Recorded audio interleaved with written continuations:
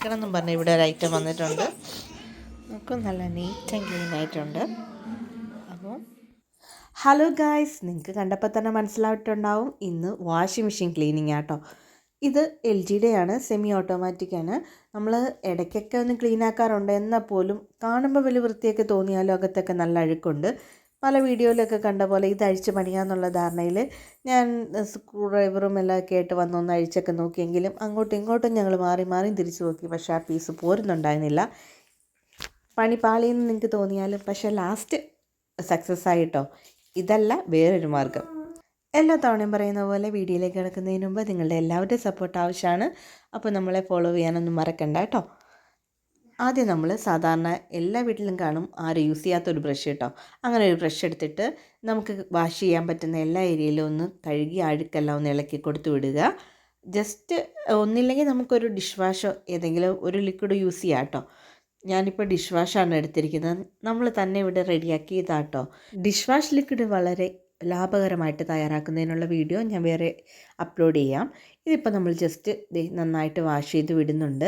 എല്ലാ ഏരിയയുടെയും നമ്മുടെ ഒന്ന് കൈയെത്തണം എന്ന് പറയില്ലേ, അതുപോലെ എല്ലാ ഏരിയയിലും നന്നായിട്ടൊന്ന് ബ്രഷ് ചെയ്ത് വിടുക. നമുക്ക് സാധിക്കുന്ന എല്ലാ ഏരിയയിലും ചെയ്യാം കേട്ടോ. ഈ വാഷിംഗ് മെഷീൻ ആയതുകൊണ്ട് വെള്ളം ചെന്ന്, സാധാരണ ഇലക്ട്രോണിക് ഉപകരണങ്ങൾ പോലെ വെള്ളം ചെന്നോർത്ത് അത്ര ഇഷ്യൂ വരാറില്ല. അനുഭവം കൊണ്ട് പറഞ്ഞാൽ കേട്ടോ.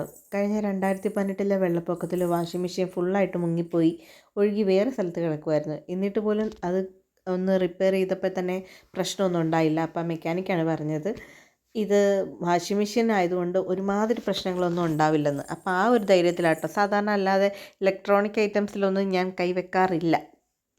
എനിക്ക് തോന്നുന്നു സ്പിന്നറിൻ്റെ ഏരിയയിലാണെന്ന് തോന്നുന്നു ഏറ്റവും കൂടുതൽ ഈ അഴുക്കിരിക്കുന്നത് കേട്ടോ. നന്നായിട്ട് ബ്രഷ് ചെയ്യുന്നുണ്ട്. രണ്ട് ഏരിയ ഒന്ന് നന്നായിട്ട് ബ്രഷ് ചെയ്തിട്ട് ഒന്ന് കഴുകി കൊടുക്കുക. എന്നിട്ട് ഇതാണ് നമ്മുടെ പൊടിക്കൈ.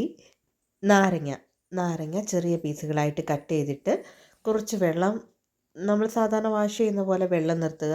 അതിലേക്ക് ഈ നാരങ്ങ ഇട്ട് കൊടുക്കുക.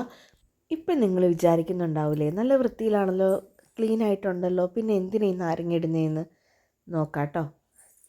ഇനി കുറച്ച് ലിക്വിഡൂടെ ചേർത്ത് കൊടുക്കുക. നമ്മളിപ്പോൾ യൂസ് ചെയ്തിരിക്കുന്ന ഹെൻഗോ ആട്ടോ, വീട്ടിൽ യൂസ് ചെയ്യുന്ന ഹെൻഗോയാണ്, അതുകൊണ്ടാട്ടോ അത് ഉപയോഗിക്കുന്നത്. നിങ്ങൾക്ക് ഏതാണ് നിങ്ങൾ യൂസ് ചെയ്യുന്നതെന്ന് വെച്ചാൽ അത്, അല്ലെങ്കിൽ കുറച്ച് സോപ്പ് പൊടി, ഇതിലേതെങ്കിലും ഒന്ന് ചേർത്ത് കൊടുക്കുക. എടുക്കണം എന്നും പറഞ്ഞാൽ ഇവിടെ ഒരു ഐറ്റം വന്നിട്ടുണ്ട്. നമ്മൾ സാധാരണ യൂസ് ചെയ്യുന്ന അത്രയും വെള്ളം, ഒരു മീഡിയം ലെവൽ വാട്ടർ എടുത്തിട്ട് അതിനെ ഒന്ന് റെസ്റ്റ് ചെയ്യാൻ വെക്കുക. എന്നിട്ട് സാധാരണ നമ്മൾ വാഷ് ചെയ്യുന്ന പോലെ ആ ടൈം സെറ്റ് ചെയ്തിട്ട് ഓണാക്കുക. എന്നിട്ട് ഒരു അരമണിക്കൂർ റെസ്റ്റ് ചെയ്യാനായിട്ട് അവസരം കൊടുക്കുക. എന്നിട്ട് നമുക്ക് അരമണിക്കൂർ കഴിഞ്ഞ് വന്ന് നോക്കാം. അരമണിക്കൂറായിട്ടുണ്ട്. നമ്മൾ ഓപ്പൺ ചെയ്ത് നോക്കുകയാണ് കേട്ടോ. നോക്കിക്കേ, താഴത്തോട്ട് നോക്കിക്കേ. നമ്മൾ എത്ര ക്ലീനാന്ന് പറഞ്ഞാൽ പോലും അതിൻ്റെ താഴത്ത് അടിഞ്ഞ് കിടക്കുന്നുണ്ടോ, ഒരു ബ്ലാക്ക് കളറിൽ, അത് അഴുക്കാണ് കേട്ടോ. ഇനി ഈ വെള്ളം കൊണ്ട് തന്നെ നമുക്കൊന്ന് ജസ്റ്റ് ബാക്കി സൈഡുകളൊന്ന് കഴുകിയെടുക്കാം. എന്നിട്ട് ഈ വെള്ളം കളയാം. ഫുൾ വെള്ളവും പോയി കഴിഞ്ഞപ്പോൾ അതേ താഴത്തോട്ട് നോക്കിയാൽ നിങ്ങൾക്ക് കാണുന്നുണ്ടാവും ബ്ലാക്ക് കളറിൽ അഴുക്കുകളെല്ലാം അടിഞ്ഞിട്ടുണ്ട്. പിന്നെ നമ്മുടെ ആ നാരങ്ങ പീസുകളും കിടപ്പുണ്ട്. നമുക്കിതെല്ലാം റിമൂവ് ചെയ്യാം. കുറച്ച് വെള്ളം കൂടെ ഒഴിച്ചിട്ട് നമ്മളതൊന്ന് കഴുകി കളയുകയാണ് കേട്ടോ. നാരങ്ങയുടെ പീസുകളെല്ലാം എടുത്ത് മാറ്റി. ഇനി ആ വെള്ളവും കൂടെ പോയി കഴിഞ്ഞിട്ടുണ്ടെങ്കിൽ നമ്മുടെ ഏതാണ്ട് എല്ലാ പരിപാടികളും കംപ്ലീറ്റ് ആയിട്ടുണ്ട് കേട്ടോ. എന്നിട്ട് ജസ്റ്റ് ഒന്ന് തുടച്ചുകൂടെ കളഞ്ഞാൽ മതി. ആദ്യത്തെ സെഷൻ കഴിഞ്ഞിട്ട് അവിടെ അലമ്പി നടന്ന് ഒന്ന് കുളിച്ച് റെഡിയായി വന്നിട്ടുണ്ട്.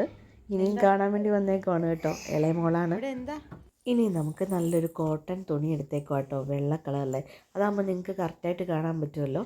ജസ്റ്റ് ഒന്ന് വൈപ്പ് ചെയ്യുമ്പോൾ തന്നെ നിങ്ങൾക്ക് കാണാം നാരങ്ങയുടെ അല്ലികളല്ലാതെ തന്നെ അതിൽ നല്ലോണം അഴുക്ക് വരുന്നുണ്ട് കേട്ടോ. കണ്ടോ, നന്നായിട്ട് അഴുക്ക് വരുന്നുണ്ട്. ബാക്കി നമുക്ക് നമ്മുടെ കണ്ണിൽ പെട്ടെന്ന് കാണാതിരുന്ന എല്ലാ അഴുക്കുകളും കൂടെ ഈ നാരങ്ങയും സോപ്പും കൂടെ ചേർന്ന് കഴിയുമ്പോൾ പുറത്തെത്തും കേട്ടോ. എന്നിട്ട് ജസ്റ്റ് നമ്മൾ ആ ക്ലോത്ത് തന്നെ ഒന്ന് മടക്കി കൊടുത്ത് അതുകൊണ്ട് തുടച്ചെടുത്തു. ബാക്കി കഴുകിയിട്ടൊന്നും കൂടെ തുടയ്ക്കുന്നുണ്ട് കേട്ടോ. ഇങ്ങനെ ചെയ്യുന്ന വഴി ക്ലീനാവുക മാത്രമല്ല കേട്ടോ, ആ ഒരു ഫൗൾ സ്മെല്ലൊക്കെ ഇല്ലേ, അതെല്ലാം മാറും കേട്ടോ. നല്ല നീറ്റ് ആൻഡ് ക്ലീനായിട്ടിരിക്കും. അപ്പോൾ ഇത് എല്ലാവർക്കും ഒന്ന് പരീക്ഷിച്ച് നോക്കാൻ പറ്റുന്ന വളരെ സിമ്പിളായിട്ടുള്ളൊരു ടിപ്പാണ്. അപ്പോൾ ഇതെല്ലാവരും ഒന്ന് ട്രൈ ചെയ്ത് നോക്കുമെന്ന് വിശ്വസിക്കുന്നു. എല്ലാവരും ഒന്ന് ഞെട്ടട്ടെ നമ്മുടെ വാഷിംഗ് മെഷീൻ കണ്ട്. അപ്പോൾ മറ്റൊരു വീഡിയോ ആയിട്ട് വീണ്ടും കാണുന്നവരേക്കും ബൈ.